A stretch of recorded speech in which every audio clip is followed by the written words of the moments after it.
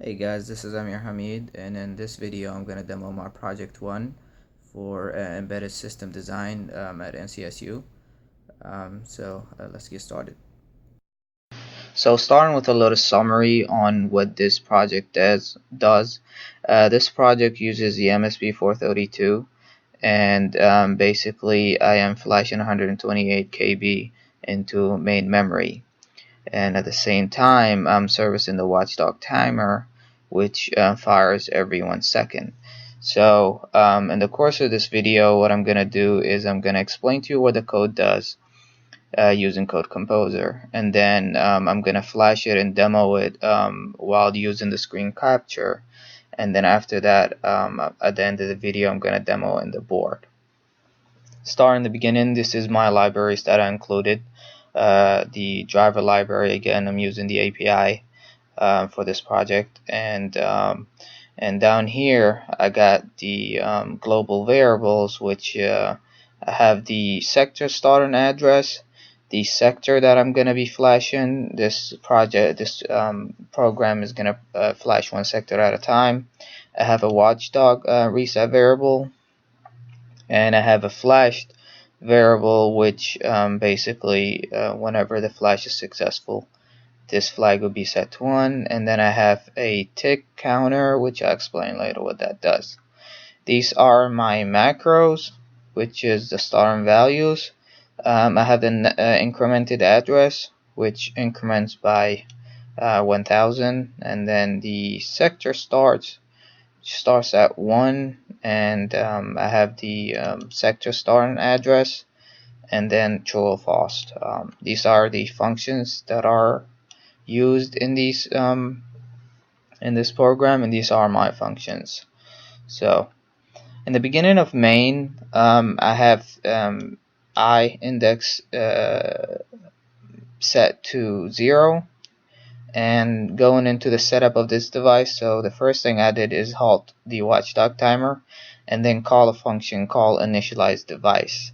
And what that function does, it starts by disabling the master interrupts, and then once it does that, and using this functions right here, it goes in and terminates the GPIOs, and this is kind of initializing all the ports, directions, and outputs, and set the PSS power into normal performance using these functions right here, and I think that's sufficient for the sake of this project.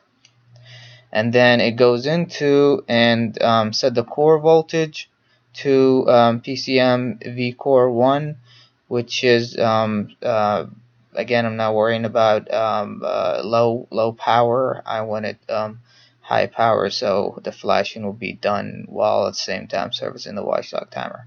So this is why I'm using this power setting, and the next two statements or functions set the wait state for flashbang 0 and 1, and then I go in and set the DCO frequency for the main clock to 8.33 megahertz.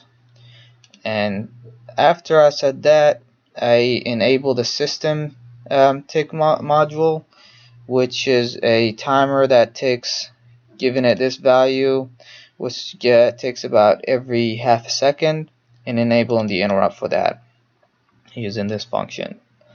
The next thing I did is configure the watchdog timer by making it do a soft reset, and giving it the SM clock, which is sourced by the DCO. So in this case it's 8.33 megahertz, and giving it this value to iterate, which corresponds to about 1 second, firing in about 1 second. So these are the setup for my GPIOs. In this case I'm using port 2, pin 0 and 1 for I guess pin 0 is the red LED and pin 1 is the green LED, and then this is a configuration for the switch. So basically I'm enabling a pull-up resistor with the switch being as an input direction, and clearing the interrupt flag for that, enabling the interrupt, and selecting the interrupt to be fired on and going from high to low uh, uh, uh, level or transition, and then enabling the interrupt for port 1 in general. And then before I exit the setup, I enable the master interrupts, which allow all the interrupts to be fired. And going back to where we left off in main, which is right here, I initialize after that my local variables to 0 and the star and address for the sector and the star address in the sector itself. So as I go down here in main, the first thing I do is check, have I been reset by the watchdog timer? And if so, then set the flag, reset flag into true and the flashed flag into false.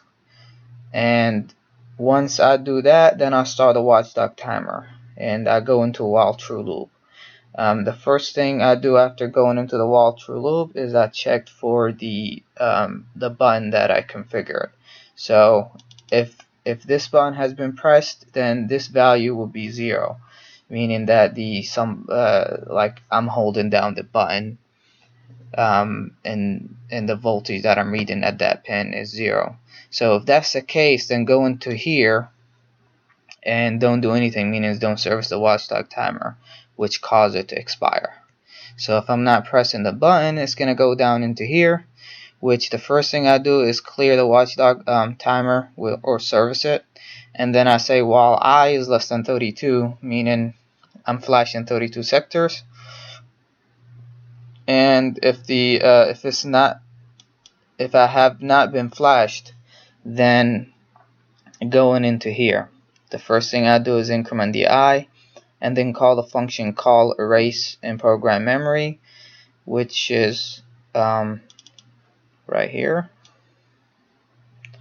And what that function does is it clears the flash flag and set the buffer and initialize the buffer with a pattern of I guess A5, and it protects the sector in bank 1, giving it this variable sector, which I increment each time I call this function. And after that, it erased the sector at that start and address and programming it, giving it the buffer and the start and address and the length of the buffer. And after that, it reprotect the sector again. After this function has been called in memory flash for that specific sector, I call in the next variable, functions, which it sets the next sector flash parameters. And all that does is increments the starting address by 1000, and it goes in increments the next sector as well.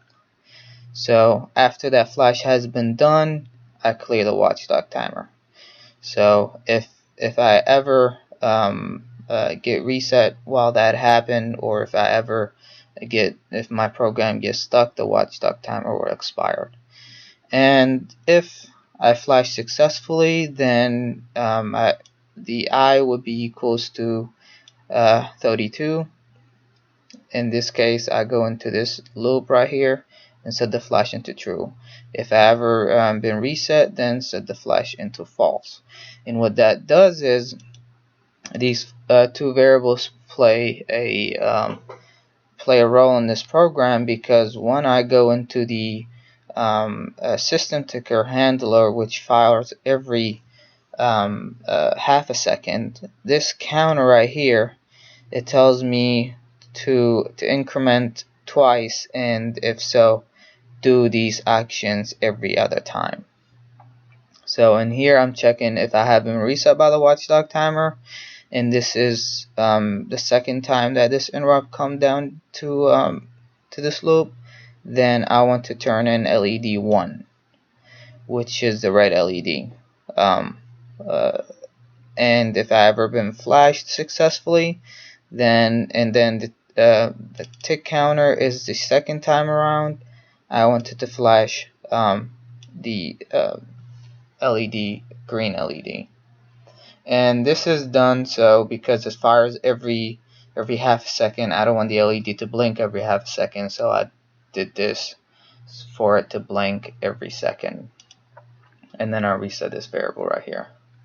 So and this is the port 1 handler, and basically just clear the status and take the status and clear the flag.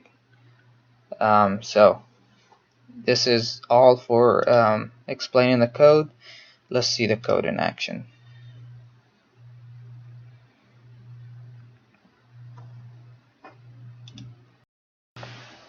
Alright, so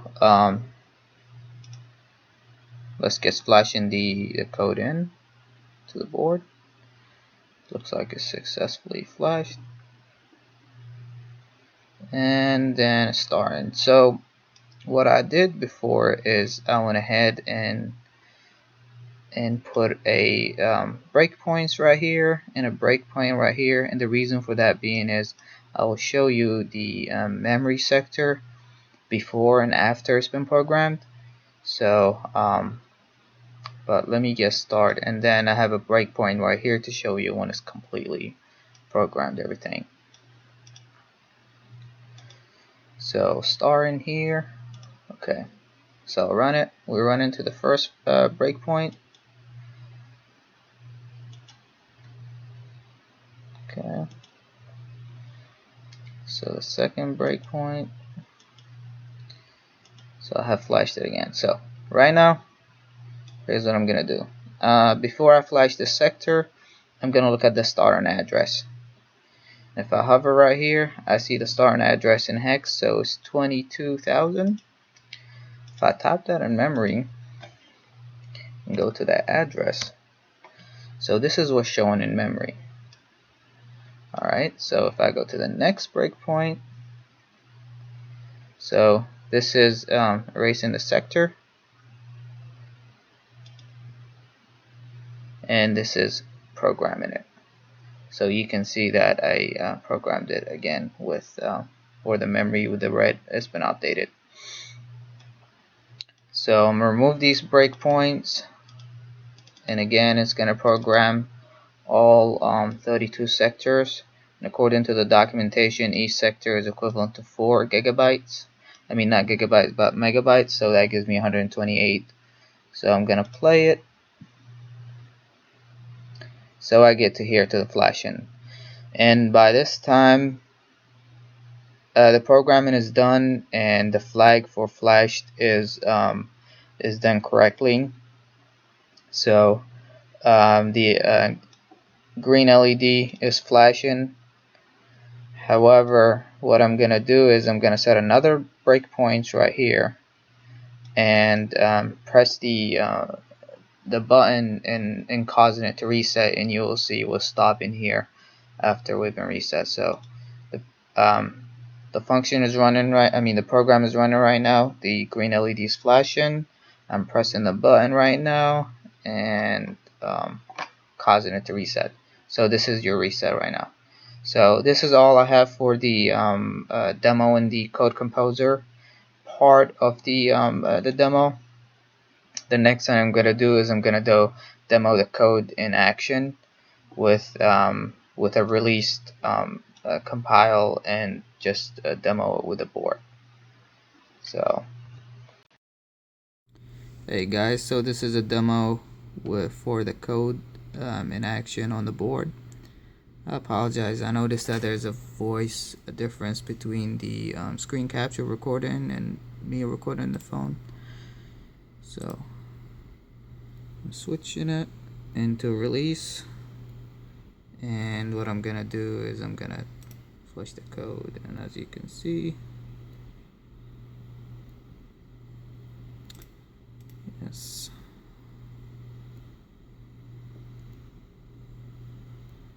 so that flashes the code. So here's the board right now. So you can see it's still in debug mode. What I'm gonna do is I'm gonna release it from debug mode right now. So here you go. So it happens so quick, you're probably not seeing that, but here's a green LED flashing every 1 second, indicating that it has been flashed successfully. So here's what I'm gonna do is I'm gonna cause it to reset by pressing the switch and holding onto it. There you go. There's the board reset it. Now we have been reset by the watchdog timer. To see that again, I'm going to reset the whole board. So again, there you go, flash successfully.